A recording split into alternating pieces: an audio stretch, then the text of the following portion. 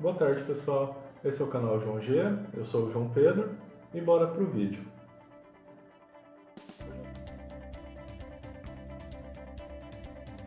Hoje eu vou estar falando um pouquinho sobre métodos de estudo e como foi para mim o ciclo básico junto com o ciclo clínico, né? Essa sequência na faculdade. Para quem ainda é vestibulando, não entrou na faculdade de medicina, a gente divide a faculdade em três segmentos, né? Assim, o ciclo básico, que são os 2 primeiros anos, o ciclo clínico, que são os 2 do meio, e mais 2 do internato, né? Então assim a gente fecha 3 ciclos.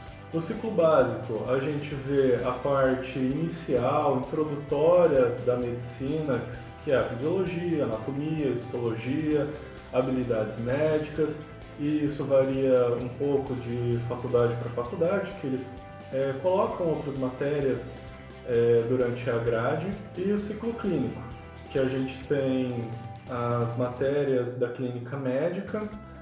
Bom, o que eu tenho para falar para vocês é sobre como se organizar durante o ciclo básico e o ciclo clínico, porque eu vejo que as pessoas, os estudantes de medicina no geral, têm uma dificuldade em juntar o conteúdo do ciclo básico com o conteúdo do ciclo clínico e fazer disso um conteúdo contínuo, não coisas independentes e desconexas uma da outra. Então, as pessoas imaginam os ciclos como coisas distintas e separadas.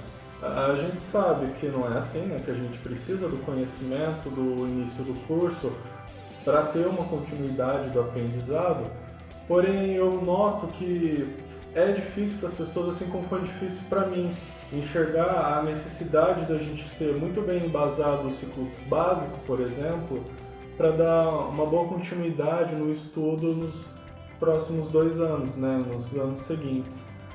Então, eu separei um pouco do que se tem na grade da faculdade de medicina no ciclo básico, eu imagino que é o que todo mundo deveria ter, que é a anatomia, a fisiologia, a histologia e habilidades médicas. Tá, a gente entende que é importante a gente saber, por exemplo, na anatomia, inervação, né, os nervos que a gente tem no nosso corpo, músculo, vasos, de onde sai um ligamento, um tendão, para onde vai.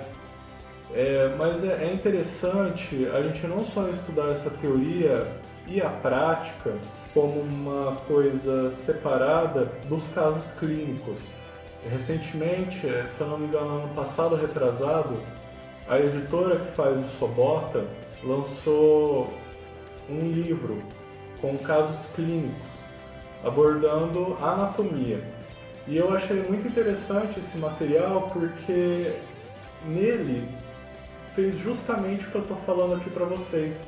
Ele juntou a teoria e a prática de anatomia, né?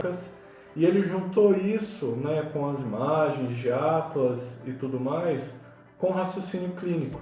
Então, por exemplo, uma abordagem em trauma, onde a gente tem fratura, lesões de órgãos internos, de tórax e abdômen, ele junta essa parte de emergência e trauma, cirurgia, com a anatomia.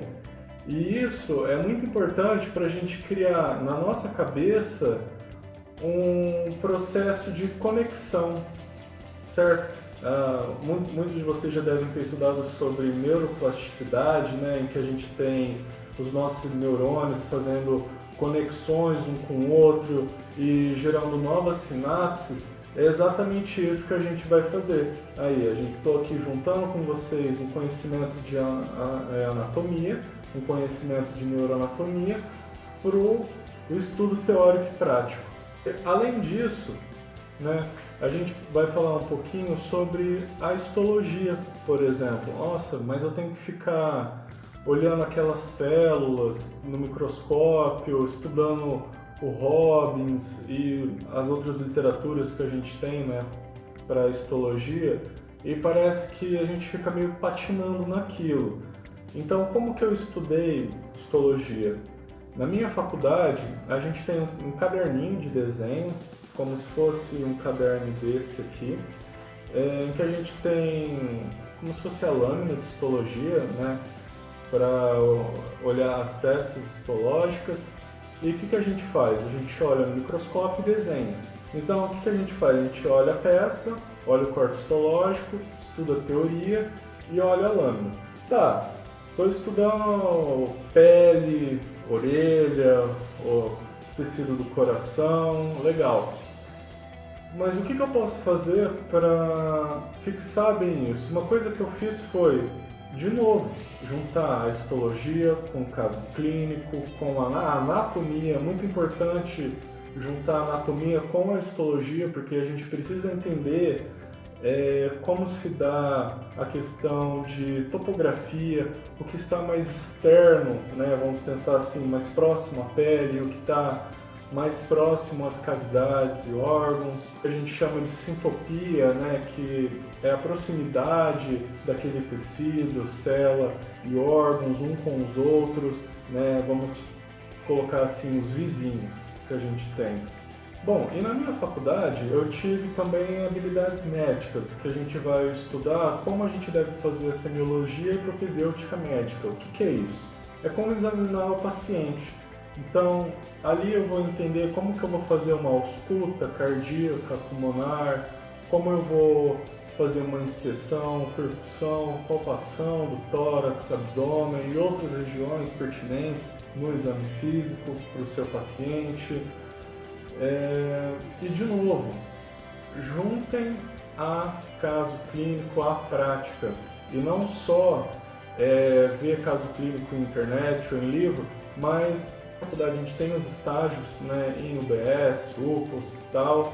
Então, juntar o que você vê no seu estágio, independente do ciclo que você esteja, com a sua matéria em sala de aula. Então, no meu ciclo básico eu tive territorialização nos meus estágios, onde eu fui na UBS e fui conhecer o bairro, as casas, as adjacências da UBS para entender qual era o território pertencente àquela UBS. Então eu falar, tá, isso é meio chato, mas é necessário que a gente tenha um olhar diferente para isso tudo, porque, veja, se a gente toma tudo aquilo na faculdade como algo ruim, cansativo, difícil de se fazer, então provavelmente a medicina não é para você. E eu não falo isso no sentido de desestimular as pessoas a estudarem, mas a ter um outro olhar para a forma como você está estudando. E para finalizar o que eu estou conversando com vocês, no ciclo clínico é onde a gente tem a clínica médica e as especialidades propriamente ditas. No início é importante que a gente entenda bem a fisiopatologia, como se dão as doenças e um pouco de tratamento. E é nele onde fica muito claro a importância da gente ter feito um bom ciclo básico para fixar bem a matéria do ciclo clínico, né? E com isso a gente pode também complementar com artigos, os casos clínicos e o estágio que eu havia comentado. Bom, é tudo um pouquinho meio bagunçado, difícil de colocar porque é diferente de faculdade para faculdade, mas a gente vai trazer mais vídeos para vocês e estar conversando melhor sobre isso. Obrigado pela sua audiência, obrigado por estar aqui comigo. Se inscrevam no canal, deem um like, por favor, porque é difícil estar vindo aqui trazer conteúdo de qualidade para vocês. Espero que esteja sendo de qualidade o conteúdo que eu trago para vocês. E obrigado. Até o próximo vídeo, uma boa semana, se cuidem, fiquem em casa e até a próxima.